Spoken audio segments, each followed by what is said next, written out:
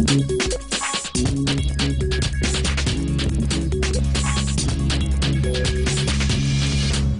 est 18h30, bonsoir à tous et bienvenue dans le nouveau journal de Direct 8. La phrase du jour, la voici, c'est bien sûr l'annonce de Martine Aubry, qui est donc candidate à la primaire socialiste en vue des présidentielles de 2012. France, sa force, sa sérénité, son unité. Je veux redonner à chacun le goût de l'avenir et l'envie d'un destin en commun. C'est cela, l'identité de la France. Aussi, j'ai décidé de proposer ma candidature à l'élection présidentielle. Au même moment, Nicolas Sarkozy se rendait dans la Sarthe en compagnie du Premier ministre François Fillon, 24 heures après une conférence de presse qui avait des allures de bilan de son quinquennat. Alors la campagne présidentielle vient-elle de débuter à 1 an du scrutin? Pour en parler, j'ai le plaisir d'accueillir Christian Jacob. Bonsoir. Bonsoir. Vous êtes président du groupe UMP à l'Assemblée nationale. Et face à vous, il y a Jean-Baptiste qui est chef des ventes, Bonsoir. Jenny qui est étudiante, Bonsoir. et Stéphane qui est chef d'entreprise. Bonsoir également à vous trois. Bonsoir. Mais avant notre débat, on fait un point sur les infos de ce mardi 28 juin. On commence avec les chiffres du chômage qui repartent à la hausse après 4 mois de baisse. Plus 17 000 chômeurs au mois de mai, soit une augmentation de 0,7% dans la catégorie des demandeurs d'emploi sans aucune activité. Au total, on compte en France 2 600 000 chômeurs. C'est un homme activement recherché qui a été interpellé en début d'après-midi à Lille. Un braqueur en cavale, Redouane Faïd, soupçonné d'avoir participé à la fusillade de Villiers-sur-Marne le 20 mai 2010, dans laquelle une jeune policière, Aurélie Fouquet, avait trouvé la mort. Il a été placé en garde à vue. Il avait déjà échappé de peu aux enquêteurs en janvier dernier. Xavier Dupont de Ligonnès, lui, reste introuvable. Plus de 2 mois après la découverte à Nantes des corps de son épouse et de ses enfants, une 3e opération de recherche avait lieu aujourd'hui à Roquebrune-sur-Argent, dans le Var, où s'est perdue mi-avril la trace de Xavier Dupont de Ligonnès. Alors sans succès, aucune trace, aucun indice n'a pu être repéré. C'est autour d'une table ronde sur la sécurité alimentaire qu'étaient réunis aujourd'hui Nicolas Sarkozy et François Fillon, comme je vous le disais, lors d'un déplacement dans la Sarthe. Hier, 2 nouvelles personnes ont été hospitalisées à Bordeaux, dont l'une d'entre elles est atteinte par la bactérie Escherichia coli, ce qui porte à 9 le nombre total de personnes souffrant de diarrhée sanglante ou de complications et ayant été hospitalisées dans la région. Christine Lagarde, archi-favorite pour succéder à Dominique Strauss-Kahn à la tête du Fonds monétaire international. Elle vient de recevoir le soutien des États-Unis, de la Russie et du Brésil, ce qui achève tout suspense. Les 24 membres du FMI se réunissent en ce moment et ils pourraient choisir Christine Lagarde au détriment de son concurrent mexicain Agustín Carstens dès ce soir, en tout cas au plus tard jeudi, ce qui augure un mini-remaniement en France. Pour le remplacer au ministère de l'économie et des finances, les noms du ministre du budget, François Baroin, de la ministre de l'enseignement supérieur, Valérie Pécresse, ou du ministre de l'agriculture, Bruno Le Maire, circulent. Christian Jacob, un indice? Non, écoutez-le, c'est un choix qui relève uniquement du président de la République et par définition, le choix du président sera le bon dans ce domaine. Le bon, mais lequel? Vous ne pouvez pas nous dire, vous n'avez pas du tout. Non, c'est le choix du président de la République, point. Il paraît qu'il va faire rentrer des centristes au gouvernement. C'est pas le président de groupe qui désigne les ministres. Non, mais vous êtes peut-être je ne dis pas de désigner, mais je dis un indice. Ou... Non. Il paraît qu'il va faire rentrer des centristes au gouvernement. Écoutez, je ne sais pas, ça c'est votre travail de journaliste. Non, le choix d'une équipe gouvernementale, c'est un choix qui se fait sur la compétence des hommes et des femmes et des personnalités qui sont le mieux appropriées le moment venu. Et ça relève d'une personne, ça a toujours été comme ça sous la 5e. Bien, on n'en saura pas plus. Un mot pour soutenir Christine Lagarde peut-être? Oui, écoutez, on croise tous les doigts. Elle est passée ce matin à notre réunion de groupe. Elle a eu un accueil très, très chaleureux par l'ensemble des parlementaires UMP. On serait effectivement très fiers qu'elle puisse être désignée. Elle bénéficie du soutien de tous les Européens. Il semble que là, elle a le soutien des États-Unis quand même. Il semble que l'administration américaine et même les Russes également la soutiennent. Donc attendons de voir. Mais bon, on a de bonnes chances, je crois. Allez, à l'étranger, la Grèce en grève générale pour 48 heures.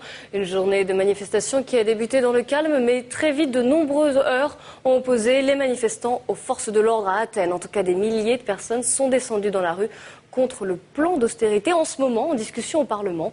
Et ils dénoncent des mesures injustes et inadaptées. Le gouvernement PASOK essaye de nous dire que ce programme est la seule route possible. Il pense que la seule solution, c'est l'austérité pour éviter la faillite. Nous, on sait que tout ça, c'est des mensonges, que l'argent, il y en a, il suffit d'imposer les fortunes de ce pays. On passe au sport. En tennis à Wimbledon, Marion Bartoli ne remportera pas le tournoi. Après son exploit d'hier face à Serena Williams, la Française n'a pas tenu le choc face à l'Allemande Sabine Lisicki. Elle s'incline en 3-7 et s'arrête donc en quart de finale. On ne connaît ni le candidat du PS ni celui de l'UMP et pourtant on a l'impression d'être déjà dans la campagne présidentielle. Alors, a-t-elle commencé? État des lieux avec Johan Cambefort et Claire Bonneau. Nicolas Sarkozy, Martine Aubry, Martine Aubry, Nicolas Sarkozy. Ce matin, les médias n'en avaient que pour eux. D'un côté, la première secrétaire du Parti socialiste nous a annoncé ce que tout le monde savait déjà. Je prends aujourd'hui devant vous l'engagement de la victoire en 2012. Ségolène Royal avait déjà dit la même chose il y a 2 jours et aussi en novembre dernier, François Hollande il y a 3 mois et Arnaud Montebourg a déjà dû le répéter 3 fois. Aujourd'hui, la France n'est pas dans la campagne présidentielle. Et c'est toute la difficulté de la primaire, c'est que ça met en branle une campagne alors même que le pays n'y est pas prêt. On voit cette asymétrie entre les socialistes qui se sont lancés dans la campagne, ils sont obligés puisqu'ils sont dans la primaire. Et Nicolas Sarkozy qui dit, lui, moi, je ne suis pas dans la campagne. Pas dans la campagne, peut-être. Pourtant, hier, à la veille de l'annonce de Martine Aubry, le chef de l'État, plutôt rare depuis quelques mois, tenait une conférence de presse sur le grand emprunt. L'occasion de nous dire tout ce qu'il avait fait de bien. Nous avons tenu parole. Et de présenter le nouveau Nicolas Sarkozy. Le discours de Nicolas Sarkozy a changé, il a une présence médiatique beaucoup plus rare, encore une fois il a pris de la hauteur, il s'est présidentialisé, il s'est représidentialisé en quelque sorte. Le problème, et c'est sa faiblesse, c'est que les Français ne se sont pas encore rendus compte. Ça ressemble à un candidat, mais ça n'en est pas encore un, officiellement. Hasard ou coïncidence, aujourd'hui, jour de l'annonce de Martine Aubry, il a fait un déplacement médiatique avec son Premier ministre dans la Sarthe. Bref, tout ça a des airs de campagne. Et pourtant, on est encore à 1 an du match. Cette campagne hâtive ne risque-t-elle pas de lasser les Français ? Et pour en parler, je reçois Christian Jacob, président du groupe UMP à l'Assemblée nationale. Et puis, je le disais, Jean-Baptiste, Stéphane et Jenny. Alors, j'aimerais savoir, qu'en pensez-vous? Est-ce que vous pensez que la campagne a commencé ou pas? Je pense qu'elle a commencé parce qu'on est en plein dedans entre les candidats qui se déclarent, ceux qui ne se déclarent pas mais qui finissent par le faire. On a l'impression d'ailleurs que vous-même vous faites campagne pour le président Sarkozy. Donc oui, on a le sentiment que c'est parti. Commencé. Bon, voilà. Je pense que c'est que des impressions. D'après moi, ça n'a pas vraiment commencé. C'est plus la primaire PS qui a vraiment commencé et on s'y mélange un petit peu. Donc on n'est pas dans la campagne pour Non. vous. Et Jean-Baptiste? Moi, j'ai l'impression que ça a vraiment commencé. J'ai lu ce matin votre article dans le Figaro où vous relatiez ce qui avait été dit par M. Sarkozy. Hier. Ça y ressemble vraiment. Et en plus, le jour où Mme Aubry se déclare présente aux candidatures PS. Donc j'ai vraiment l'impression que oui, ça a commencé. Alors, elle a commencé ou pas? Elle a commencé dans le cadre des primaires du Parti socialiste. Mais pas à l'UMP? Non, pour ce qui est de l'UMP, il y a un temps pour chaque chose. On arrive en fin de quinquennat, donc c'est un temps particulier. Il y a les dernières réformes à mener. On va avoir la loi de finances à voter cet automne, qui est le dernier acte politique important. Et puis ensuite, toute la période de valorisation de l'action qui a été menée. Ça a déjà commencé, non? Hier, c'était quasiment un bilan. Le bilan de ces 5 ans, oui, mais la dernière loi de finances n'est pas votée. Vous savez, le bilan, on le tirera à la fin de la loi de finances. Et puis ensuite, je pense que janvier, février, le président de la République annoncera sa candidature. Enfin, c'est ce que je souhaite, du moins. Monsieur Sarkozy, hier, a quand même bien présenté son bilan des 4 années qu'il a fait, avec tous ses points positifs. Sur l'économie, en tout cas. C'est l'action normale d'un président de la République. C'est-à-dire que la veille où Mme Aubry arrive... Oui, c'est pas le sujet, parce que non, parce qu'on en est au combien? C'est la 4e... Ça fait combien de temps que M. Sarkozy n'avait pas parlé? Non, mais ça doit être la 4e ou 5e candidate aux primaires. Primaires, il y a eu M. Montebourg, il y a eu Hollande, il y en a eu oui, mais beaucoup Martine d'autres. Aubry, c'est quand même la patronne du PS, donc c'est oui, on verra à l'arrivée. Ça va être prudent. On verra à l'arrivée. J'entendais qu'elle annonçait sa candidature à la présidentielle. D'abord, elle est candidate à la primaire. Il faut d'abord qu'elle se fasse reconnaître par les siens. On verra ensuite.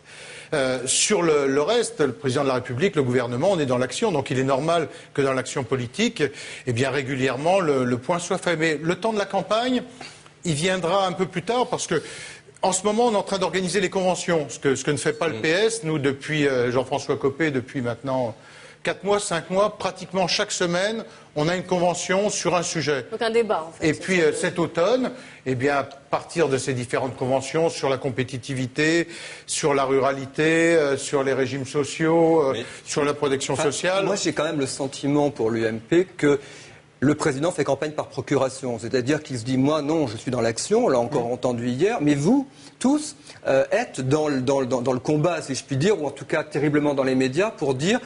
Vous dites, il incarne le mieux la France, vous dites... Parce que c'est ce que vous voyez dans votre... Donc, de fait, bon, et c'est normal que vous le supportiez, mais on a vraiment le sentiment, et les Français, effectivement, ressentent bien que ça y est, c'est parti. Alors, dans le sujet, on entendait qu'on n'était peut-être pas prêt. Moi, j'ai l'impression que prêt ou pas, de toute manière, c'est fait. Et voilà, pourquoi, d'après vous, Nicolas Sarkozy incarnerait-il le mieux la France ? Parce qu'on le voit sur la scène internationale. Par exemple, sur les sujets, on l'a vu sur la Libye, on l'a vu au moment de la crise, quand on se compare avec nos pays voisins, que ce soit le Royaume-Uni, l'Espagne, sans prendre la comparaison avec la Grèce ou d'autres pays. On est aujourd'hui dans une situation nettement plus favorable. Vous savez, il y a peu de pays dans l'OCDE et même dans l'Union européenne qui, sur le premier trimestre, peuvent afficher un point de croissance.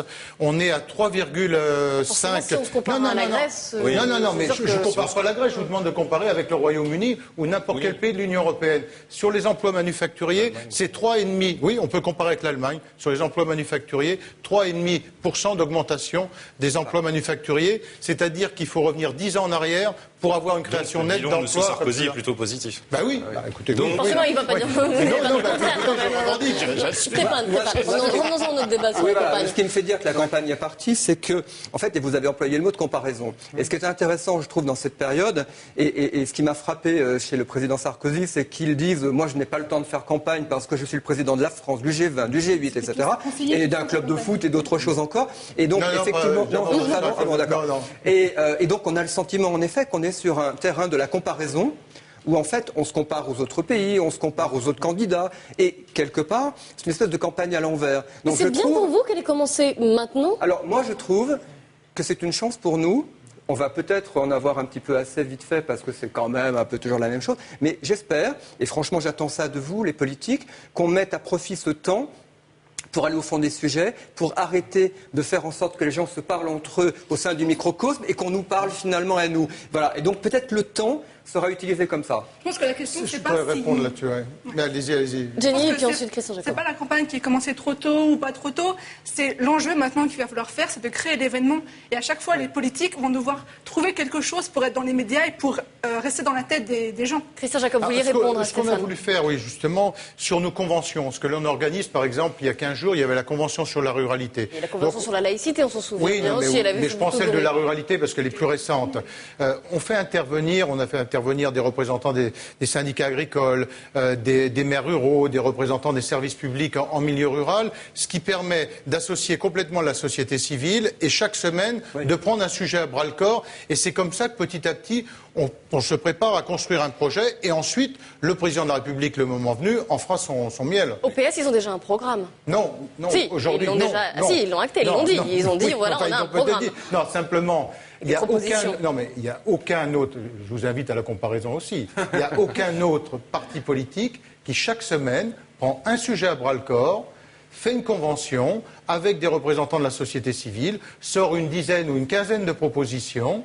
Le programme du PS aujourd'hui, il a été fait sur un coin de table, c'est objectivement le même qu'en 97, il n'y a pas de changement, tout simplement parce qu'ils ont l'incertitude du candidat. Donc c'est très compliqué de dire le programme, voilà, c'est celui-là, peu importe le candidat. Pourriez-vous rétorquer qu'eux, ils font des primaires ?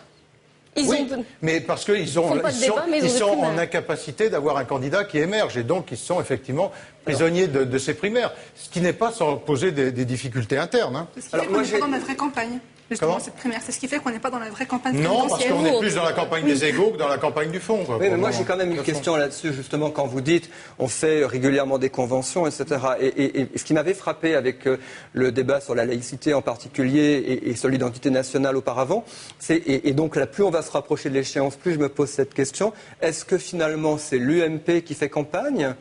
Ou est-ce que c'est le président et son gouvernement ? Et c'est là où il y a une articulation qui n'est pas facile à comprendre. Entre parti et gouvernement. Et oui, parce que... Non, mais tout à fait. Alors, Sur les conventions, c'est vraiment les conventions qui sont menées par l'UMP et les ministres peuvent venir y participer s'ils le souhaitent, mais ils viennent en tant que militants. Mais est-ce que ça ne perturbe pas? Est-ce que ça ne nous met pas dans la campagne de fait? Non, il faut que tout le monde y participe, mais on ouvre très largement la société civile, y compris à des gens qui ne sont pas du tout de nos convictions. C'est ça l'intérêt de préparer ces conventions.